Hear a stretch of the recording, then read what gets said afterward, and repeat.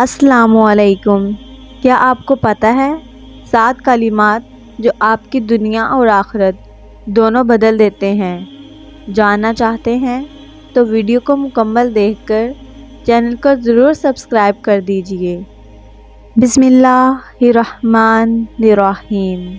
شروع اللہ کے نام سے جو بڑا مہربان نہایت رحم کرنے والا ہے۔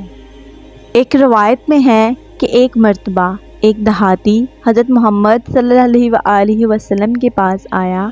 آپ صلی اللہ علیہ وسلم کے پاس آ کر آپ سے عرض کرنے لگا، اے اللہ کے رسول حضرت محمد صلی اللہ علیہ وسلم، مجھے کچھ خیر اور بھلائی کے کلمات سکھا دے۔ آپ صلی اللہ علیہ وسلم نے اس سے کیا فرمایا؟ آپ صلی اللہ علیہ وسلم فرمانے لگے کہ تم کہا کرو، سبحان اللہ، الحمدللہ، اللہ اکبر، لا الہ الا اللہ۔ یہ 4 کلمات بتائے۔ اب اس شخص نے سنا تو اپنی انگلیوں پر گنتے ہوئے واپس جانا شروع ہو گیا۔ یہ بالکل اسی طرح تھا جس طرح ہم کوئی چیز یاد کرتے ہیں تو اپنی انگلیوں پر کاؤنٹنگ کرتے ہیں۔ اب وہ شخص اچانک رکا اور واپس آ گیا، لیکن جب واپس مڑا تو آپ صلی اللہ علیہ وسلم نے اسے دیکھا اور دیکھ کر مسکرانے لگے اور مسکرا کر کہنے لگے کہ لگتا ہے فاقہ کش نے غور و فکر کر لیا ہے کہ دیہاتی لوگ اکثر غور و فکر نہیں کرتے چیزوں پہ۔ تو آپ صلی اللہ علیہ وسلم نے فرمایا، لگتا ہے اس نے کچھ غور کر لیا ہے، یعنی کوئی سوال کرنے کے لیے واپس آ رہا ہے۔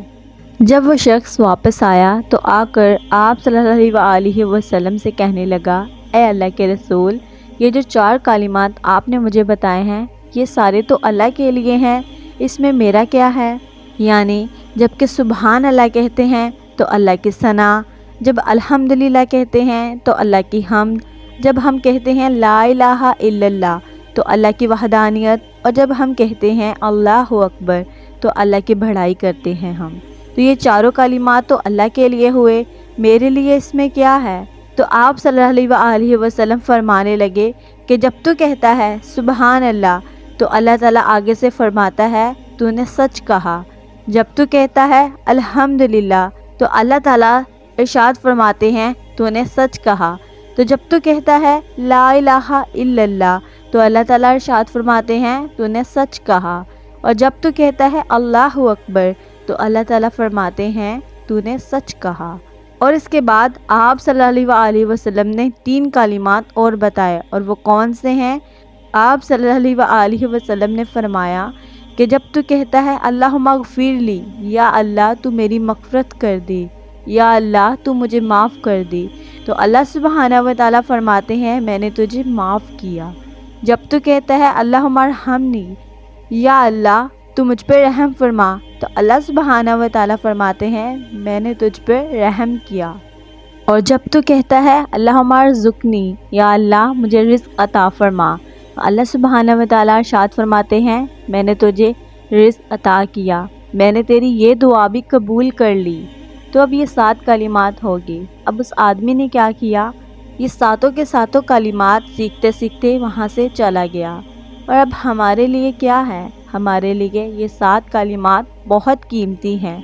ہمیں یہ سوچنا چاہیے کہ جن کلمات کو پڑھنے سے اللہ سبحانہ و تعالیٰ ہمیں فوراً جواب دے، پھر اس کے بعد جو بھی دعا کر رہے ہیں وہ ہماری دنیا اور آخرت دونوں کے لیے ہی ضروری ہے۔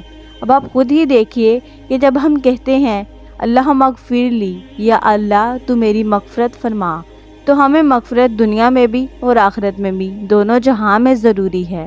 اور جب ہم کہتے ہیں اللہم ارحمنی، یا اللہ ہم پر رحم فرما، تو ہمیں اللہ تعالیٰ کا رحم دنیا میں بھی اور آخرت میں بھی دونوں جہاں میں ضروری ہے۔ اور جب ہم کہتے ہیں اللہم ارزقنی، یا اللہ مجھے رزق عطا فرما، تو اب یہ رزق ہمیں دنیا میں بھی اور آخرت میں بھی دونوں جہاں میں ضروری ہے۔ تو یہ تینوں کلمات ایسے ہیں جس نے اللہ سبحانہ و تعالیٰ کی طرف سے ہمارے لیے دنیا اور آخرت دونوں جہاں کی بھلائی اکٹھی ہو گئی ہے۔ تو اب یہ 7 کلمات کون سے ہیں؟ سبحان اللہ، الحمدللہ، لا الہ الا اللہ، اللہ اکبر۔